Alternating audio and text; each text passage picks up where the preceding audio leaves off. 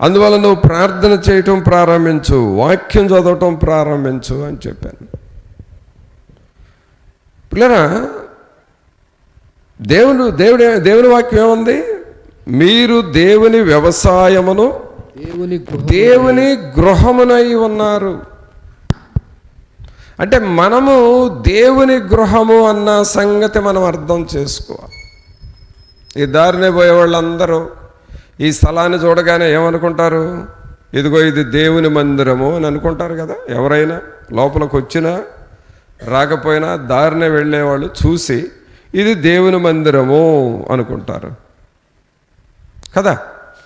అలాగే నీ హృదయాన్ని నువ్వు చూసుకున్నప్పుడు, నా హృదయము దేవుని మందిరము, దేవుని గృహము అనేది నీకు అర్థం కావాలి. దేవుని గృహం అనేది నీకు అర్థమైతే ఇక నువ్వు దేవునికి వ్యతిరేకమైన పనులు చెయ్యవు. వాటిని చేయకుండా ఉండాలి, వాటిని చేయకుండా బ్రతకాలి అనే ఆలోచన నీకు వస్తుంది. కొంతమంది భక్తిని చేసినట్లుగా చేస్తారు కానీ కొద్ది కాలం చేసి ఆ తర్వాత పూర్తిగా లోకస్తుల్లాగా మారుతారు. కారణం ఏంటంటే దేవుని గృహము అన్న సంగతి వాళ్ళు మర్చిపోతారు. ఒక ఇంటిలో వ్యక్తి ఇంటికి రాకుండా బయట ఎక్కడెక్కడో తిరుగుతూ కొన్ని రోజులు ఇంటికి రాకపోతే ఏమనుకుంటారు ఇంట్లో వాళ్ళు? ఏమైపోయాడు, ఇల్లు కూడా గుర్తు రావట్లేదు అని అనుకుంటారు. అలాగే మన హృదయం దేవుని ఆలయం అయితే మనం ఎక్కడెక్కడో బయట తిరుగుతూ ఉంటే మరి దేవుడు ఏమనుకుంటాడు? వీళ్ళు ఏమవుతున్నారు, నేను ఉండే ఇంట్లో వీళ్ళు నా దగ్గర ఉండకుండా ఎటుపోతున్నారా అని దేవుడు ఆలోచిస్తాడు. అందుకనే పిల్లరా, మనము మన గృహాలు, మన హృదయాలు దేవుని గృహముగా దేవుడు చేశాడు. ఇదొక గొప్ప కార్యము. యెహోవా క్రియలు గొప్పవి, వాటి యందు ఇష్టము గలవారందరూ వాటిని విచారించుదురు. అనగా నా హృదయము దేవుని ఇల్లు, దేవునికి గృహము అన్న సంగతిని మనం జ్ఞాపకం చేసుకుంటూ ఉండాలి. ఇదొక గొప్ప కార్యం. నిజంగా దేవుడే మన హృదయాన్ని ఆయన ఇల్లుగా, ఆయన గృహముగా మార్చుకున్నాడంటే అది ఎంత గొప్ప కార్యం. ప్రభు మనతో ఉండాలి అని ఆశిస్తూ ఉన్నాడు. ప్రభు నీతో ఉన్నప్పుడు నీ హృదయంలో లోక సంబంధమైనది ఏది రాదు. దుష్టుడి కార్యాలు కూడా నీలోనికి ఏది ఎంటర్ కాదు. అలాగూ మన హృదయాల్ని కాపాడుకోవాలి. తర్వాత ఎఫెసీయులకు రాసిన పత్రికలో ఆ మాటను ఇంకా కొంచెం బలంగా రాస్తాడు పౌలు గారు. చూడండి, ఎఫెసీయులకు రాసిన పత్రిక 2వ అధ్యాయము 22వ వచనం చదవండి. ఆయనలో మీరు కూడా ఆత్మ మూలముగా దేవునికి నివాస స్థలమై ఉండుటకు కట్టబడుచున్నారు.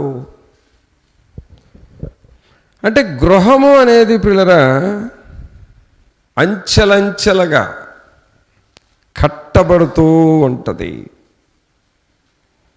ఇప్పుడు గృహం కట్టడానికి పైన ఒక స్లాబ్ వేస్తారు,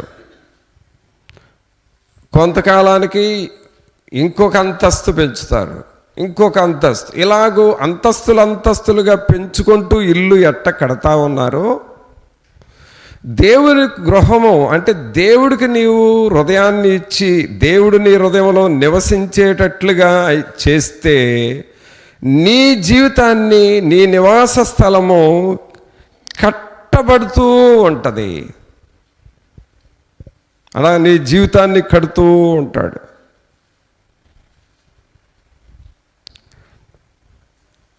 దేవుడు నీ జీవితాన్ని కడుతున్నాడు అనే దానికి గుర్తు ఏమిటంటే దేవుని ఆశీర్వాదాలు నీ జీవితంలో వస్తాయి. దేవుని ఆశీర్వాదాలు వస్తాయి. నువ్వు చేసే పనిని దేవుడు దీవిస్తూ ఉంటాడు. ఆ పని వృద్ధి పొందుతూ ఉంటుంది, అభివృద్ధిలోనికి వస్తుంది.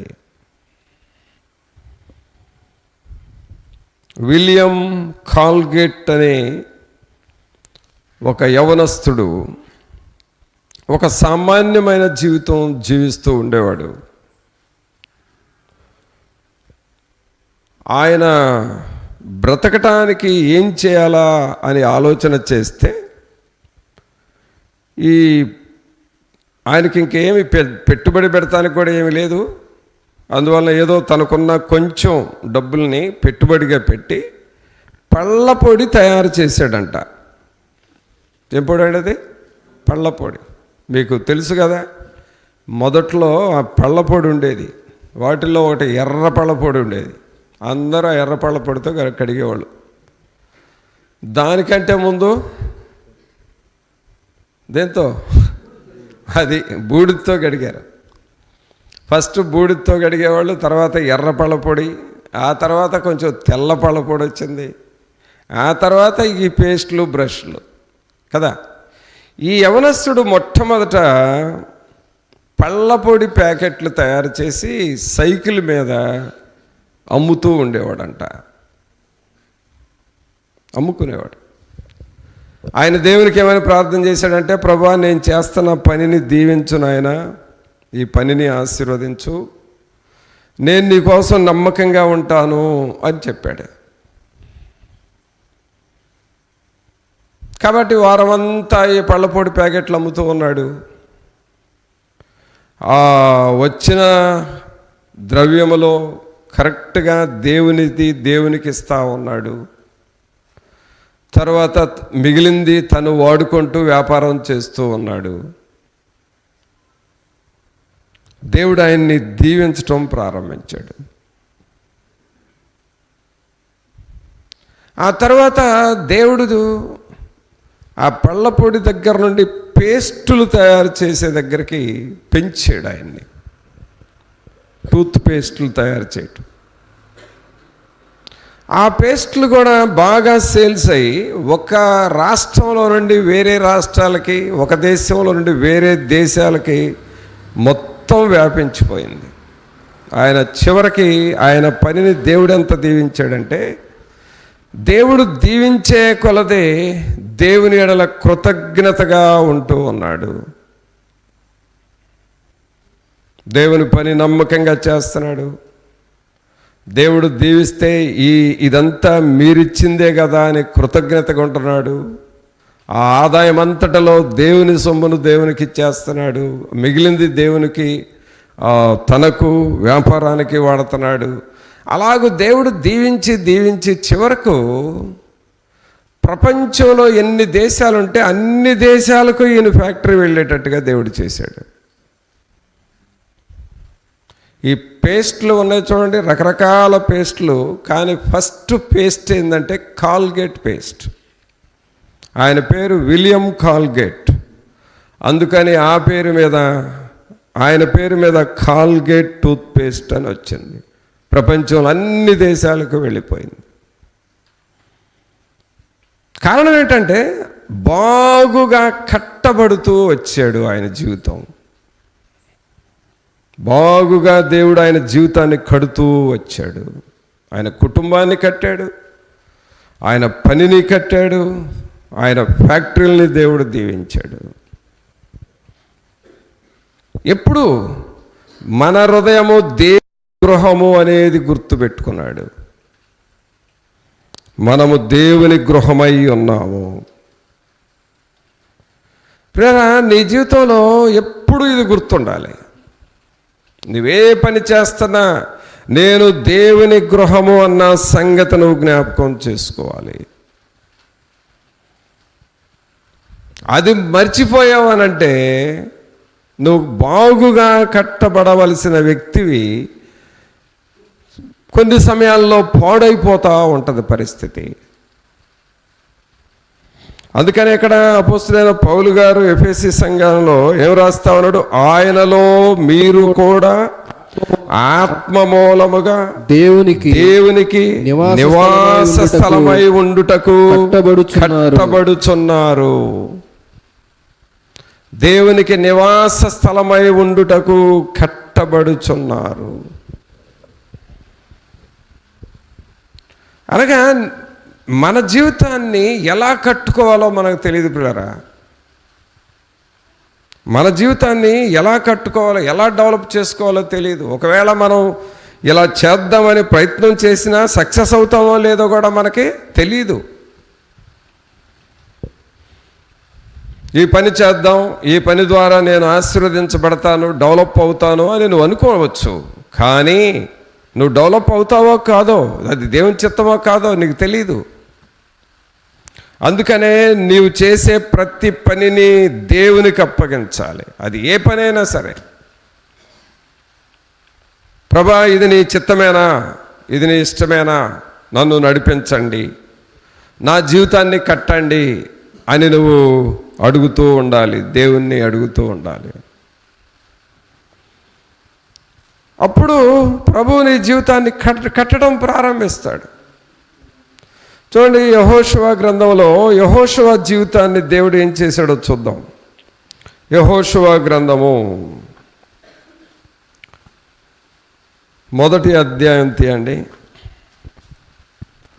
మన జీవితాన్ని కట్టడం అంటే ఏంటో చూద్దాం. యెహోషువ గ్రంథము 1వ అధ్యాయము 8-9 వచనాలు చదవండి. ఈ ధర్మశాస్త్ర గ్రంథమును నీవు బోధింపక తప్పిపోకూడదు. దానిలో రాయబడిన వాటన్నిటి ప్రకారము చేయుటకు నీవు జాగ్రత్త పడునట్లు. చూసారండి, అక్కడ ఏమంటున్నాడు? దానిలో చదవండి అన్నమాట. దానిలో రాయబడిన వాటన్నిటి ప్రకారము చేయుటకు నీవు జాగ్రత్త పడునట్లు. అంటే నీ జీవితం బాగుగా కట్టబడాలంటే దేవుని గ్రంథములో ఏమి రాయబడిందో ఆ రాయబడిన వాటిని జాగ్రత్తగా చేయటం ప్రారంభించాలి.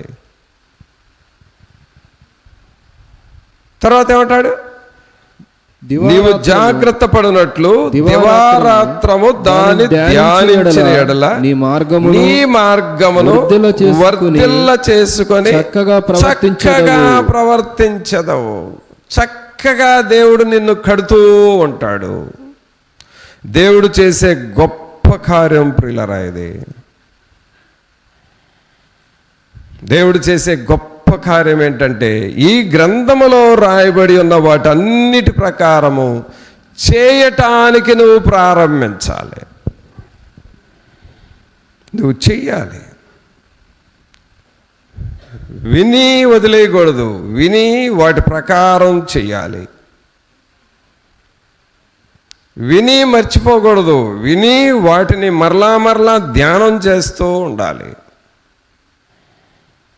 దేవుని వాక్యాన్ని నువ్వు అలాగూ ధ్యానం చేస్తూ విని జ్ఞాపకం చేసుకుంటూ వాటిని ఇతరులకు చెబుతూ ఉంటే నీవు కట్టబడతావు, నీ కుటుంబం కట్టబడుతుంది, నీ పరిస్థితులన్నిటినీ దేవుడు సరిచేస్తూ ఉంటాడు.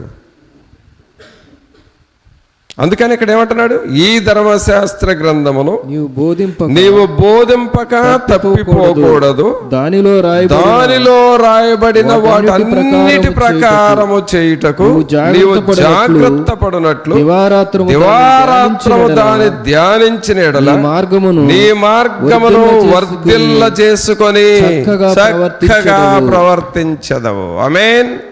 మన మార్గము అనగా మన జీవితము వర్ధిల్లునట్లుగా ప్రభు సహాయం చేస్తాడు. నీ జీవితం బాగుగా కట్టబడుతుంది. వేరా మన జీవితము కొన్నిసార్లు ఎందుకు ఫెయిల్ అవుతుందంటే వాక్యమును నువ్వు ఫాలో అవ్వట్లేదు. దేవుని వాక్యాన్ని నువ్వు పాటించట్లేదు. దేవుని వాక్యాన్ని నువ్వు పాటిస్తేనే నీ జీవితం బాగుగా కట్టబడుతుంది. అబ్రహాము అలాగూ దేవుని వాక్యాన్ని పాటించాడు. ఆయన ఎప్పుడు చూసినా మొదట దేవుని భయం ఉండేది ఆయనలో. రెండవది దేవుని వాక్యాన్ని గౌరవించేవాడు. మూడవది దేవుడు చెప్పిన మాట ప్రకారం చేసేవాడు. ఆ 3 విషయాలు అబ్రహాము జీవితాన్ని బహుగా కట్టబడటానికి, ఆశీర్వదించబడటానికి కారణాలైనవి. అర్థమైందా? కాబట్టి దేవుని వాక్యము మన దగ్గర ఉంది కాబట్టి నీవు కూడా ఆశీర్వదించబడటానికి, నీ జీవితం కూడా వర్ధిల్లటానికి ఛాన్సెస్ ఉన్నాయి. మనకు కూడా ఆ ఛాన్స్, ఆ అవకాశం ఉంది. కానీ నువ్వు సద్వినియోగం చేసుకోవాలి. దేవుని వాక్యం అనుసరిస్తే ఏంట్లే మనకేం ఉపయోగం అని సాతానుడు చెబుతూ ఉంటాడు. నువ్వు ఆ మాట విని అంతేలే, విని వదిలేస్తే పోద్ది, అనుసరించాల్సిన అవసరం మనకేంట్లే అని నువ్వు అనుకుంటే నీ జీవితమే కట్టబడదిక. కొంతమంది వారి జీవితాలు వారి పాడైపోతున్నా కూడా గ్రహింపు రాని కారణం ఏంటంటే దేవుని వాక్యం నిర్లక్ష్యం చేయటం వలన నేను ఇలా అవుతున్నాను అని వాళ్ళకి ఆ గ్రహింపు రాకుండా చేస్తుంది సాతానుడు. అందుకనే మనల్ని మనం జాగ్రత్తగా పరిశీలన చేసుకోవాలి ప్రియరా. యెహోషువ అలాగూ దేవుని వాక్యం మీద మనసు పెట్టాడు. ఈ గ్రంథములో రాయబడిన వాటన్నిటి ప్రకారం చేయటానికి, చూడండి ఎలాంటి తీర్మానము చేయాలి నువ్వు. తర్వాత దివారాత్రము దానిని ధ్యానం చేసి మార్గాన్ని వర్ధిల్ల చేసుకొని చక్కగా ప్రవర్తించదవు. మరి ఇదండి బాగుగా కట్టబడటం అంటే. మరి ఇది మనం నేర్పుతున్నావా? అబ్రహాము తను ఒక్కడికే కాదు, తన పిల్లలకు కూడా నేర్పాడు. అది పిల్లలకు కూడా నేర్పాడు. పిల్లలకు తెల్లవారుజామున లేచి ప్రార్థన చేయండి అని నేర్పాలి నువ్వు. సహజంగా వాళ్ళ వయస్సును బట్టి బద్దకిస్తారు, తెల్లవారుజామున లేవటానికి ఇష్టపడరు. కానీ నువ్వు నేర్పాలి. లే, ప్రార్థన చెయ్యి, మోకాళ్ళ మీద ఉండు, దేవుణ్ణి అడుగు అని నువ్వు నేర్పాలి వాళ్ళకి. ఇప్పుడు నువ్వు నేర్పితే వాళ్ళు వర్ధిల్లుతారు. అంతేగాని తల్లిదండ్రులు పిల్లలు తెల్లవారుజాము ప్రార్థన ఎగరగొట్టి ప్రశాంతంగా పండుకున్నావంటే దేవుని వాక్యం ఏముందో తెలుసా? చింపిరి గుడ్డలకు అది కారణమవుతుందని ఉంది. దేవుణ్ణి వెతకటము, తెల్లవారుజామున లేచి దేవుని సన్నిధిలో ప్రార్థన చేయటం ఎప్పుడైతే మనం నిర్లక్ష్యం చేస్తామో అదే చింపిరి గుడ్డలకు కారణమవుతుందంట. అంటే నీ స్థితి అలాగూ హీనంగా మారుతుంది. కానీ అబ్రహాం అలాగ చేయలేదు. అబ్రహాము తెల్లవారుజామున లేచి ప్రార్థన చేయటం నేర్పాడు. కానీ ప్రక్కనున్న లోతు అబ్రహాములాగా ప్రార్థన చేయలేదు, అలాగే ఆయన భార్య ప్రార్థన చేయలేదు, ఆయన పిల్లలు ప్రార్థన చేయలే. ఏమైపోయింది? కట్టబడలేదు వాళ్ళ జీవితం. కావున ప్రియరా, మనము దేవుని గృహమై ఉన్నాము. దేవుని గృహం ఎప్పుడు కూడా అంచెలంచెలుగా కట్టబడుతూ ఉండాలి. దేవుని వాక్యం ఉంది, మొదట నీ స్థితి కొద్దిగా ఉండినాను తుదకు నీవు మహాభివృద్ధి పొందుదు అని ఉంది కదా. ఆ మహాభివృద్ధి ఎవరిస్తారంటే దేవుడు ఇస్తాడు. దేవుడు ఎప్పుడు ఇస్తాడంటే నువ్వు అంచెలంచెలుగా. ఇప్పుడు నేను చెప్పానే, విలియం కాల్గేట్ అనే యవనస్తుడు సైకిల్ మీద పళ్ళపొడి ప్యాకెట్లు అమ్ముకుంటూ అలాగలాగ అంచెలంచెలుగా ప్రపంచమంతా ఆ కాల్గేట్ ఫ్యాక్టరీని, ఆ టూత్పేస్ట్లని ఎలాగో ప్రపంచమంతా సప్లై చేయగలిగాడో, దేవుడు అంతగా ఎలాగో దీవించాడో, అలాగూ దేవుని వాక్యం ప్రకారం మనం జీవిస్తూ ఉంటే దేవుడు నిన్ను ఆత్మీయముగా పెంచుతూ ఉంటాడు. ఈ సూత్రాలు తెలియట్లేదండి మనుషులకి.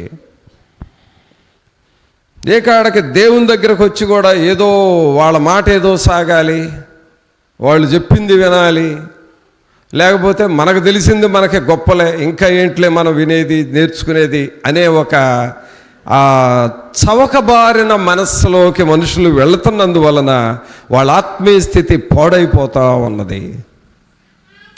దేవుని సన్నిధిలో చవకబారిన మనసు ఎప్పుడు ఉండకూడదు. దేవునిని నువ్వు ఘనపరుస్తూ ఉండాలి, వాక్యానికి నువ్వు లోబడుతూ ఉండాలి. జనరల్గా అందరికీ దేవుడు అంటే భయం ఉంటుందండి. భయం లేని వ్యక్తి ఎవరు ఉండరు. అందరూ దేవుడు అంటే భయమే, దేవుని సన్నిధి అంటే భయమే, దేవుని వాక్యం అంటే గౌరవమే. కానీ నువ్వు భయపడే ఉపయోగం ఏంటి? వాక్యాన్ని నీ హృదయంలోకి పోనివ్వకుండా. దేవుడంటే గౌరవిస్తున్నావు, మంచిదే. నువ్వు గౌరవించి నీకేంటి ఉపయోగం? మరి నీవు అంచెలంచెలుగా కట్టబడాలి కదా. నువ్వు దేవుని వాక్యాన్ని చులకనగా చూస్తే ఎలాగో? దేవుని సేవకుడు ఇలాగ చేయాలని అంటే నువ్వు చేస్తే కదా దేవుడు దీవించేది. ఆయన చెప్పింది నేను చేసేది ఏంది అని అనుకుంటే ఇక నీ పరిస్థితి అంతే ఉంటుంది. ఇక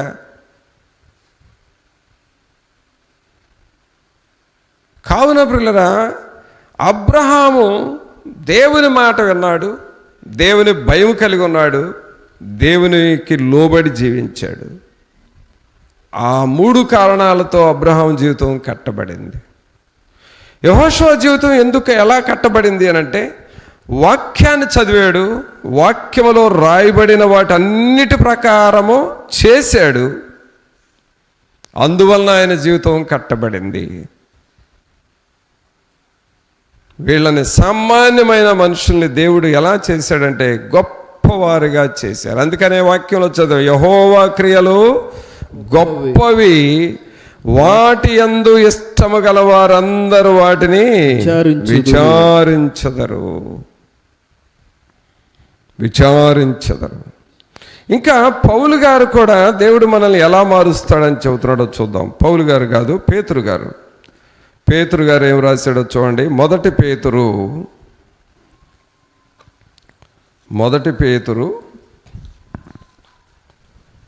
2వ అధ్యాయము. దేవుడు మన జీవితాల్ని ఎలా మారుస్తున్నాడని పేతురు గారు రాశాడంటే 5వ వచనం చదవండి. మొదటి పేతురు 2వ అధ్యాయం 5వ వచనం. యేసుక్రీస్తు ద్వారా దేవునికి అనుకూలములగు ఆత్మ సంబంధమైన బలులనర్పించుటకు పరిశుద్ధ యాజకులుగా ఉండునట్లు మీరును సజీవమైన రాళ్ల వలె నుండి ఆత్మ సంబంధమైన మందిరముగా కట్టబడుచున్నారు. ఎలా కట్టబడుతున్నాం అంటే మనం ఆత్మ సంబంధమైన మందిరముగా కట్టబడుతున్నాం. చూడండి, ఇక్కడ 3 విషయాలు మనం చూసాం ఈ సమయంలో. ఒకటి, మనం ఎవరమై ఉన్నామంట? దేవుని గృహము అయి ఉన్నాము. రెండవది, ఎఫెసీలో పౌలు గారు ఏం రాశాడు? ఆయన నివసించుటకు నివాస స్థలముగా మనము కట్టబడుచున్నాము అని రాశాడు. ఇక్కడ పేతురు గారు ఏం రాస్తున్నాడంటే ఆత్మ సంబంధమైన మందిరాలు మీరు అంటున్నాడు. చప్పట్లు కొట్టండి ఒకసారి అందరూ. మనం ఎవరమండి? ఆత్మ సంబంధమైన మందిరము.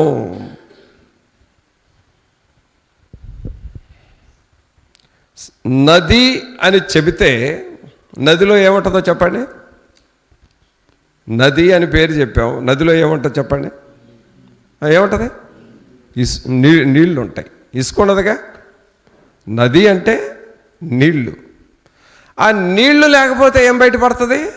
ఇసుక బయటపడుతుంది. సముద్రము అని అన్నాం, ఏముంటుంది దానిలో? నీళ్లు ఉంటాయి. కొన్ని పేర్లు చెబితే అక్కడ ఏముంటుందో మనకు తెలుస్తుంది. అలాగే మన పేరు పేతురు గారు ఏం రాశాడు? ఆత్మ సంబంధమైన మందిరము అనగా మన హృదయాలను దేవుని మందిరాలుగా పోలుస్తూ ఉన్నాడు. ఇప్పుడు నీకుండాల్సిన ఆసక్తి ఏంటి? దేవుడు మనల్ని మందిరాలు అన్నాడు అని విని వదిలేస్తే దానివలన ఉపయోగం లేదు. నేను దేవుని మందిరాన్ని, నేను దేవుని మందిరంలాగా ఉండాలి, దేవుడు నాలో నివసించాలి, ఆత్మ సంబంధమైనవి నాలో జరగాలి అనే ఆశ నీలో రావాలి. అదే కదా, వాటి యందు ఇష్టము గలవారందరూ వాటిని విచారించుదురంటే అది అర్థం. దేవుని మందిరముగా మీరు కట్టబడుచున్నారు అని అన్నాడు పేతురు. నీవు దాన్ని పర్సనల్గా తీసుకొని నేను దేవుని మందిరముగా ఉండాలి, నేను దేవుని మందిరముగా, ఆత్మ సంబంధమైన దేవుని మందిరముగా ఉండాలి అని నిన్ను నువ్వు పరీక్ష చేసుకోవాలి. అది ప్రియరా మనం నేర్చుకోవాల్సింది. మరి అలాగూ మనం వాక్యానుసారముగా నడుస్తూ ఉన్నామా? దేవుని వాక్యానుసారముగా నిన్ను నువ్వు కట్టుకోవడానికి ప్రయాసపడుతున్నావా? అందుకని ఏమంటున్నాడు 5వ వచనంలో, యేసుక్రీస్తు ద్వారా దేవునికి అనుకూలములగు ఆత్మ సంబంధమైన బలులను అర్పించుటకు పరిశుద్ధ యాజకులుగా ఉండునట్లు మీరును సజీవమైన రాళ్ల వలె నుండి ఆత్మ సంబంధమైన మందిరముగా కట్టబడుచున్నారు. ఆత్మ సంబంధమైన మందిరముగా మనం ఎప్పుడు తయారవుతాము అనంటే, దేవుని ఆత్మతో మనం నింపబడాలి. నా జీవితాన్ని మీరు వెలిగించండి, మా కుటుంబమును మీరు వెలిగించండి, మేము ఒక వెలిగించబడుచున్న దీపాలుగా ఉండాలి అని నువ్వు ప్రభువుని అడగాలి. మరి అలాంటి ఆశ నీలో ఉందో? అందుకనే దేవుని వాక్యంలో చదివా, వాటి యందు ఇష్టము గలవారందరూ వాటిని విచారించుదురు. నువ్వు ఇష్టపడాలి, నీలో ఆ ఇష్టం అనేది ఉండాలి. మరి అలాగూ మనం సిద్ధపడుతున్నామా? దేవా, నీ కార్యములంటే నేను ఇష్టపడుతున్నానని నువ్వు ప్రభుతో చెబుతావా? ప్రార్థన చేసుకుందాం. ఒక నిమిషం మన హృదయాలు మనం పరీక్షించుకుంటూ ప్రభు సన్నిధిలో మనల్ని మనం తగ్గించుకుందాం. అవును ప్రభా, దేవుని మందిరముగా నా జీవితము ఉన్నది అని మీరు చెబుతున్నారు. మీరు ఎంత గొప్ప కార్యాలు చేస్తూ ఉన్నారు అని నువ్వు ప్రభువుని అడుగుతావు. అందరూ మీ చేతులు ఎత్తి బిగ్గరగా ప్రార్థన చేయండి. సహోదరుడా, సహోదరి, కొద్ది సమయము మన హృదయాలను మనం పరీక్షించుకుందాము. ప్రభా, మేము దేవుని గృహముగా మేము ఉంటున్నామని మీరు చెప్పారు. మీ గృహమైనప్పుడు మీరు మాలో నివసించాలి, మీ దూతలు మా ఇంటిలో ఉండాలి కదా ప్రభా. అట్టివారిగా మమ్మలను చేయండి ప్రభు అని నీవు ప్రభువుని అడుగుతావా? అలాగే ఆత్మ సంబంధమైన మందిరముగా కట్టబడుచున్నారు అని మీరు అన్నారు కదా. అలాగూ ఆత్మ సంబంధమైన మందిరాలుగా మా జీవితాలు ఉండాలి ప్రభా. ప్రభా, మీరు సహాయము చేయండి, మీ కృపలో బలపరచండి అని దేవుణ్ణి మనం అడుగుదాము. పరిశుద్ధమైన మా ప్రభా, మీకు స్తోత్రాలు, వందనాలు చెల్లిస్తూ ఉన్నాము. మహోన్నతుడా, మహాగణుడా, మా ప్రభువైన యేసు, మీకు స్తోత్రాలు, వందనాలు చెల్లిస్తూ ఉన్నాము. ఆత్మ సంబంధమైన మందిరములుగా మేము కట్టబడాలి ప్రభా. మీ వాక్యముతో మేము నింపబడాలి. పరిశుద్ధమైన మా దేవా, మీ వైపు చూస్తూ ఉన్నాము. మీ సన్నిధిని, మీ ఆత్మ సహాయం మా అందరికీ దయచేయండి. మీ వాక్యపు వెలుగులో మమ్మల్ని మేము పరిశీలించుకొని వారముగా చేయండి. తండ్రి అయిన దేవా, మీకు స్తోత్రాలు, వందనాలు చెల్లిస్తూ ఉన్నాం. విన్న వాక్యం హృదయంలో నిలిచి ఫలించులాగున చేయండి. మేము దేవుని గృహమునై ఉన్నారు అని మీరు అన్నారు. మీరు బాగుగా కట్టబడుచున్న గృహాల వలె ఉండాలి అని చెప్పారు. మీరు ఆత్మ సంబంధమైన మందిరాలుగా కట్టబడుచున్నారు అని చెప్పారు. ఇవన్నీ మీరు మాకిచ్చే ఆధిక్యతలు కదా. ఇది ఒక గొప్ప కార్యము కదా ప్రభా. మమ్మల్ని ఎవరు పట్టించుకుంటారు? మీరు పట్టించుకొని మమ్మల్ని ఆత్మ సంబంధమైన మందిరముగా మీరు మారుస్తూ ఉన్నారయ్యా. అందుకు మీకు స్తోత్రాలు, మీకు వందనాలు చెల్లిస్తూ ఉన్నాం. మీ కృపలో బలపరిచి ఇంకను మమ్మల్ని నడిపించమని నజరేయుడైన యేసు నామమున అడిగి వేడుకొనుచున్నాము తండ్రి, ఆమేన్. తండ్రి అయిన దేవుని ప్రేమ, కుమారుని కృప, పరిశుద్ధాత్మని యొక్క సన్నిధి ఇప్పుడు నెల్లప్పుడు మనందరికి తోడుగా ఉండి సహాయం చేసి నడిపించును గాక. ఆమేన్.